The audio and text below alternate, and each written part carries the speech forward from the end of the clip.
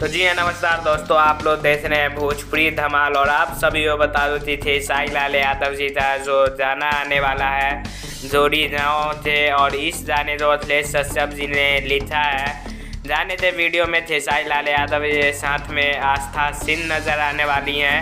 और जाने से वो थे साई लाल यादव जी, साथ में एक नई फीमेल सिंगर ने जाया है जिनका नाम है अंजलि आर्या। जी हाँ दोस्तों, काफ़ी धमालती सिंगर हैं। और आप लोगों को बता दो कि इस गाने तो एक नए यूट्यूब चैनल पर, ऐसा यूट्यूब चैनल है जिससे सब्सक्राइबर अभी 0 थे। और तब उस चैनल पर अभी हाल ही में टीज़र लॉन्च हुआ है इस गाने का, जोड़ी नाव वाली जो गाना है।